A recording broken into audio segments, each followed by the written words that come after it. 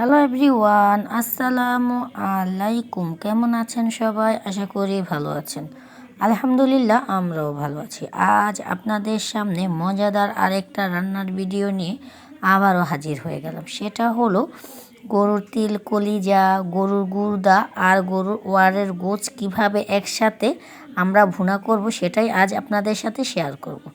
দেখতেই পাচ্ছেন আপনাদের ভাইয়া বাজার থেকে বড় একটি গরুর গুর্দা, তারপরে তিলি কলিজা, তারপরে সাথে ছিল গরুর ওয়ারের গোছ। আপনারা ওয়ারের গোছটা বলতে যেটা বোঝায় সেটা হলো গাভী গরু যেই ওয়ারের গোছটা থাকে ওইটাই। ওয়ারের গোছটা কিন্তু খেতে ভীষণ মজাদার। এখন কিন্তু প্রথমে আমরা গোছগুলো সুন্দর করে কেটে কুটে নিচ্ছি। দেখতেই পাচ্ছেন প্রথমে আমরা হাত সুন্দর করে ওয়ারের গোছটা আগে কেটে নিচ্ছি। আর গুর্দার সাইজটা তো দেখতেই পাচ্ছেন, প্রায় 2 থেকে 2.5 কেজি ওজন হবে। অনেকটা বড় ছিল এই গুর্দাটা। আর এই একসাথে কিন্তু সব কিছু রান্না করতে হলে আপনাকে সুন্দর করে আগে কেটে ধুয়ে পরিষ্কার করে নিতে হবে। প্রথমেই আমরা সুন্দর করে গুর্দাগুলো কেটে নিচ্ছি। এখন কাটা হয়ে গেছে ওয়ারের মাংসটা। এখন আমরা তিলি কলিজাটা পরিষ্কার করে নিচ্ছি। আর প্রথমে আরেকটা কথা শেয়ার করি, সেটা হলো অনেকেই জানে না তিলি কলিজায় কিন্তু একটি পর্দা থাকে। এই পর্দাটা কিন্তু আপনাকে পরিষ্কার করে তারপরে রান্না করতে হবে। এখন আমরা তিলিটাও কেটে নিচ্ছি। এই তিলি আর ওয়ারের মাংসটা কিন্তু আপনাকে প্রথম একটু ভাপ দিয়ে সিদ্ধ করে নিতে হবে। কারণ হলো তিলির থেকে আর ওয়ার থেকে যে মানে দুধের যে একটা গন্ধ থাকে, ওই গন্ধটা বার করতে হলে আপনাকে প্রথমেই ওয়ারের মাংসটা হালকা একটু ভাপ দিতে হবে। আর যেহেতু তিলিতে ময়লা থাকে, এই জন্য কিন্তু তিলিটাকে সুন্দর করে আপনাকে প্রথম একটু ভাপাইয়ে নিতে হবে, মানে ভাপায়া কি সিদ্ধ করে নিতে হবে। তাহলে দেখবেন ওয়ার থেকে যে দুধটা আলগা দুধটা বের হচ্ছে ওটাও চলে যাবে, আর তিলি থেকে ময়লাটাও বের হয়ে যাবে। এখন কিন্তু আমার মুরগির গরুর তিল কলিজা আর গুর্দাটা কাটা শেষ। এখন আমরা কেটে নিচ্ছি পেঁয়াজগুলো। পেঁয়াজটাকে সুন্দর করে আমরা কেটে কুটে নিচ্ছি একসাথে। যেহেতু আজকে রান্না করব তার জন্য কিন্তু প্রায় এখানে কলিজা আর তিলিয়ে মিলে 3 কেজির বেশি ছিল, তাই আমরা পেঁয়াজের পরিমাণটা নিয়েছি 1/2 কেজির মতো। এখন আমরা পেঁয়াজগুলো সুন্দর করে কেটে কুটে পরিষ্কার করে তারপর কুচি কুচি করে কেটে নিচ্ছি। আর এখানে আপনাকে পরিমাণ মতো সব কিছুই দিতে হবে। এখন দেখতেই পাচ্ছেন আমরা কিন্তু কলিজাটি আর ওয়ারের মাংসটা কিন্তু আগে একটু সিদ্ধ করে একটা খলান দিয়ে রেখে দিয়েছি। তারপরে কিন্তু গুর্দা তিলি কলিজা সব কিছু একসাথে সুন্দর করে পানি দিয়ে ধুয়ে পরিষ্কার করে নিচ্ছি।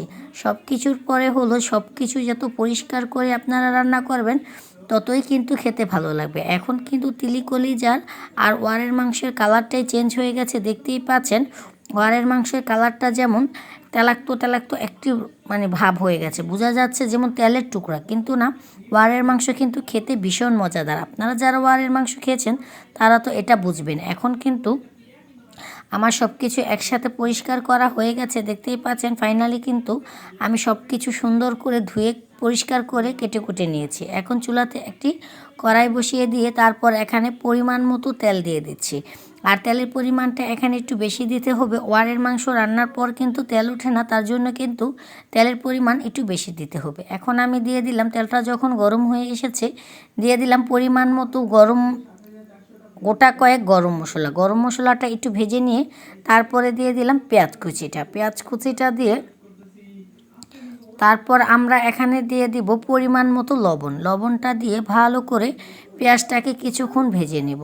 অতক্ষণই ভেজে নেব যতক্ষণ না পেঁয়াজ থেকে কাঁচা গন্ধটা চলে যাবে আর পেঁয়াজে বাদামি একটি কালার চলে আসবে। এখন কিন্তু পেঁয়াজটা ভাজা হয়ে গেছে। এখন আমরা দিয়ে দিচ্ছি পরিমাণ মতো আদা রসুন বাটাটা দিয়ে এখন দিয়ে দিব গরম মশলা বাটা। আমরা কিন্তু শুধু এখানে দারচিনি আর হলো তেজপাতাটা আস্তা দিয়েছি, এলাচ, তারপরে লং, জিরা, গোলমরিচ, ধনিয়া একসাথে কিন্তু আমরা সব কিছু শিলপাটায় বেটে মশলা ব্যবহার করি। কারণ হলো আমার গরম মশলাটা বেটে রান্না করতে খুবই ভালো লাগে আর আমরা খুবই ভালো পছন্দ করে খাই। মানে বাটা মশলা রান্না করে খেয়ে দেখবেন মাটির চুলায় খেতে যে কত মজাদার হয়। আপনারা যারা মাটির চুলা রান্না খেতে ভালোবাসেন তারা তো জানেনই মাটির চুলা রান্না করলে খেতে যে কতটা মজাদার হয়।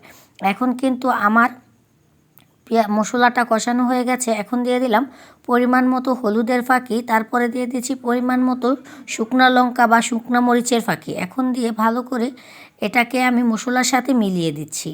ভালো করে মশলার সাথে মিলিয়ে ভালো করে একটু নেড়ে চেড়ে দিচ্ছি, যাতে পেঁয়াজের সাথেও মশলার মরিচ হলুদটা ভালো করে মিশিয়ে যায়।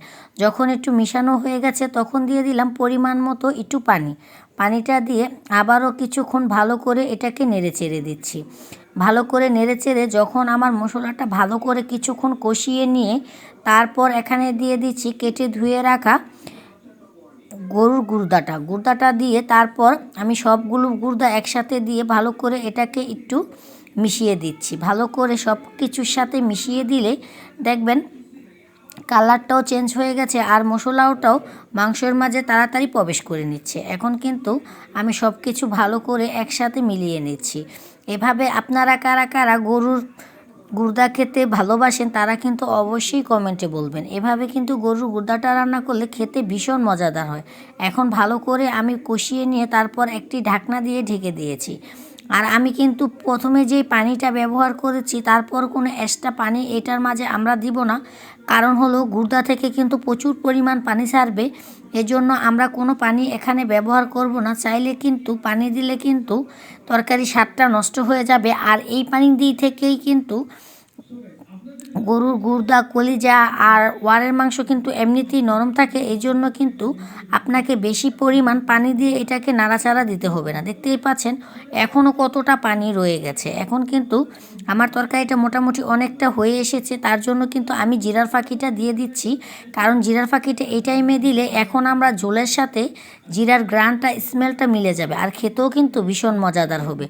এখন আমরা এটাকে ঢাকনা দিয়ে আবারও কিছুক্ষণ জাল করে নেব। এটাকে জাল করব ঢাকনা দিয়ে প্রায় 20 থেকে 25 মিনিটের মতো। 20-25 মিনিট ভালো করে জাল করা নেওয়ার পর যখন আমার গুর্দাটা হয়ে যাবে তখন আমি চুলা থেকে নামিয়ে একটি বলের উপর ঢেলে রেখে দিয়েছি। যেহেতু আমরা এটাকে ফ্রিজে সংরক্ষণ করে খাবো, এভাবে রান্না করে কিন্তু আপনারা চাইলেও ফ্রিজে প্রায় 2 থেকে 3 মাস সংরক্ষণ করে খেতে পারবেন। আর আরেকটা কথা শেয়ার করি, সেটা হলো কোনো দিনও গরুর কলিজা বা গরুর কলিজা, তিল কলিজা, গুর্দা, তারপর হলো এগুলো কোনো দিন ফাঁপাইয়া ফ্রিজে রেখে দিবেন না, তাহলে দেখবেন স্বাদটা একদম নষ্ট হয়ে গেছে। তার চেয়ে ভালো একটু কষ্ট করে হলো সুন্দর করে রান্না করে তারপর রেখে দিবেন, যাকে বলা হয় কষানো করে রেখে দিবেন। তারপর কিন্তু নামাবেন আর জাল দিয়ে খেয়ে নিলেই পারবেন। আর আমাদের ভিডিওটা যদি আপনাদের ভালো লাগে আমার চ্যানেলটাকে সাবস্ক্রাইব করে দিবেন, পাশে থাকা বেল বাটনটি বাজিয়ে নতুন নতুন ভিডিও পেতে আমাদের সাথেই থাকবেন। যারা ফেসবুক পেজ থেকে আমার ভিডিওটা দেখছেন তারা আমার ফেসবুক পেজটাকে ফলো করে দিবেন। আল্লাহ হাফেজ।